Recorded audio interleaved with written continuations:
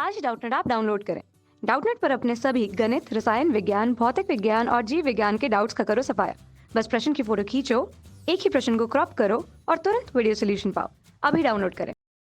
प्रश्न है, चिन्हों की निर्देशांक परिपाटी के अनुसार कॉलम ए की प्रविष्टियों कॉलम बी में दिए गए विकल्पों से मिलान करें। ठीक है, तो देखिए पहला हम लोग चलो लेते हैं। इसमें दिया गया है 1/v 1/u बराबर 1/f लिया गया है। ठीक है, तो और बाई तरफ हम देखें तो लेन सूत्र, लेन के लिए आवर्धन सूत्र ऐसा लिखा हुआ है, दर्पण भी लिखा हुआ है। इसका मतलब ये है कि यह जो है प्रकाश के परावर्तन तथा अपवर्तन के सिद्धांत पर आधारित है ना।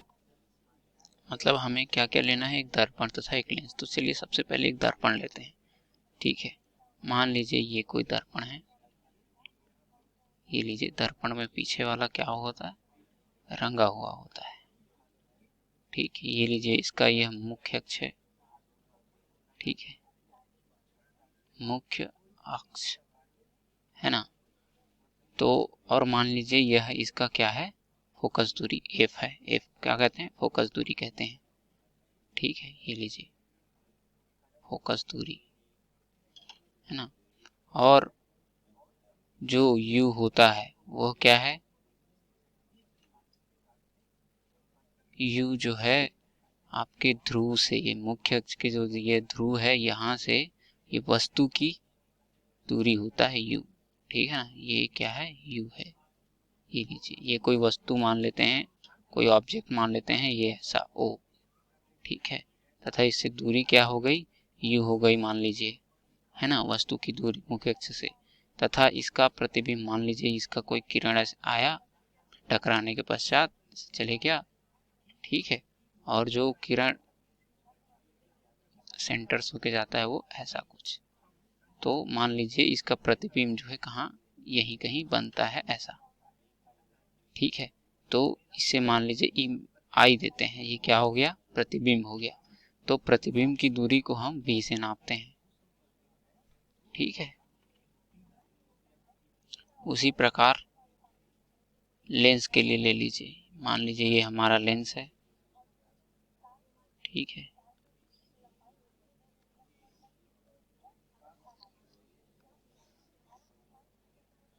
ये लीजिए, मान लीजिए हमारा क्या है, लेंस है।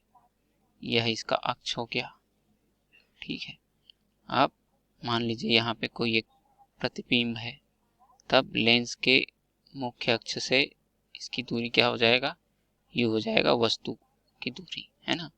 तथा यह परावर्तन अपवर्तन के पश्चात, अपवर्तन होता है लेंस में। ठीक है, ये लीजिए, ये लेंस हुआ और ये हुआ दर्पण, तो ये कुछ ऐसा जाता है। ठीक है, जो किरण मुख्य अक्ष के समांतर आपतित होती है, परावर्तन के पश्चात जो है किससे होकर जाती है, फोकस से। ये उसकी फोकस दूरी हो गई लेंस की। ठीक है, जो किरण केंद्र से होकर आपतित होती है वह परावर्तन के पश्चात किसे चले, अपवर्तन के पश्चात, है ना, सॉरी, अपवर्तन के पश्चात कहाँ चली जाती है, सीधी चली जाती है। तो ये मान लीजिए ये क्या हो गया, उसका वस्तु हो गया। तो यह वस्तु की दूरी क्या कहलाता है, v कहलाता है। ठीक है, यहाँ अभी क्या हो रहा है, अपवर्तन ही हो रहा है, परावर्तन नहीं होता। परावर्तन किसमें होता है, दर्पण में, देख सकते हैं, है ना। यह कोई किरण है, ठीक है, वस्तु से ये आया मुख्य अक्ष पर, परावर्तन के पश्चात कहाँ चले गए, फोकस से होकर चले गए। जो फोकस से होकर जाता है वो परावर्तन के पश्चात समानांतर चले जाता है। ठीक है, तो ये हो गया। तो हम जानते हैं कि दर्पण का सूत्र क्या होता है, ये। तो पहला में आ जाता, चलिए पहले में आ जाइए, क्या दिया हुआ है, 1/v धन 1/u बराबर 1/f। क्या होता है, यह होता है दर्पण का सूत्र। ठीक है, तो दर्पण का सूत्र यहाँ कहीं दिख रहा है क्या, हाँ ये दिख रहा है। तो ये लीजिए, दर्पण के सूत्र में हम इसे मिला देते हैं।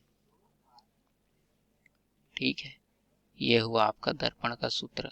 अब दूसरा देखिए, m बराबर दिया हुआ है माइनस, क्या दिया हुआ है, m बराबर दिया हुआ है ऋण u/v। तो m यहाँ आवर्धन क्षमता होता है।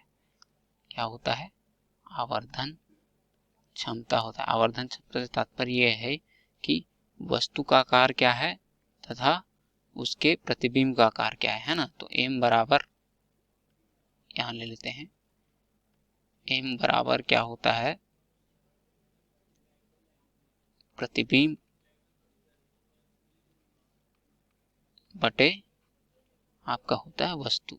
तो इसको बोलते हैं आवर्धन क्षमता, मतलब कितना बड़ा या कितना छोटा बना रहा है वस्तु से प्रतिबिंब। ठीक है, तो हम देख सकते हैं कि यहाँ से देखिए दर्पण के लिए क्या हो जाएगा, आवर्धन क्षमता m बराबर ये हो गया v, u हो गया, ये हो गया, ये हो गया v, ये हो गया u, तो माइनस u बटे v दिख रहा है।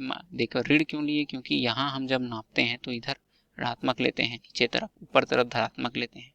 ठीक है, जब इधर ऐसे नापते हैं तो ऋणात्मक लेते हैं, है ना।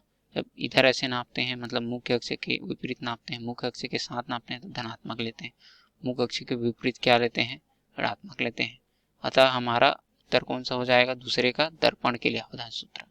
ठीक है, तो उत्तर यहाँ पे लिख लीजिए, ये लीजिए, मिला दीजिए, दर्पण के लिए आवर्धन का सूत्र। ठीक है, अब तीसरा आ जाइए। तीसरा दिया गया है 1/u माइन ऋण 1/v ऋण 1/u बराबर 1/f दिया है। ठीक है, ये दिया हुआ है प्रश्न में।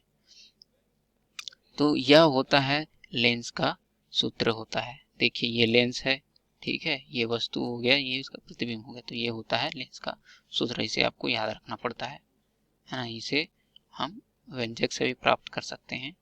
ये हो गया आपका लेंस सूत्र। ठीक है, अब लेंस के लिए आवर्धन क्षमता फिर m आ गया यहाँ पे चौथा। देखिए m बराबर दिया है धन u बटे क्या दिया हुआ है, v बटे u दिया हुआ है ना, कंफ्यूज हो जा रहा है, v बटे u दिया हुआ है। तो क्या कीजिए, यहाँ से देख लीजिए, मैंने आपको अभी अभी बताया था कि इस तरफ जो लेंस की दिशा में जो जाता है किरण, उसे हम धनात्मक लेते हैं, है ना, ये लीजिए, और इस तरफ ऊपर की तरफ को भी हम धनात्मक लेते हैं। अतः m बराबर यहाँ से क्या हो जाएगा, इसका v बटे m हो जाएगा, वो भी v बटे u हो जाएगा, v बटे u, और वो भी धनात्मक में।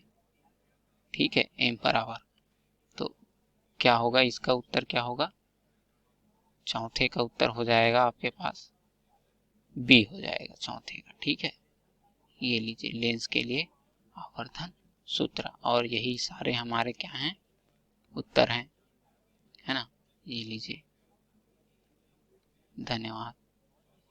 कक्षा 6वीं से 12वीं से लेकर नीट, IIT, JEE वो एडवांस के लेवल तक 1 करोड़ से ज्यादा छात्रों का भरोसा। आज ही डाउनलोड करें डाउटनेट ऐप या व्हाट्सएप करें अपने सारे डाउट्स 8400 400 400 पर।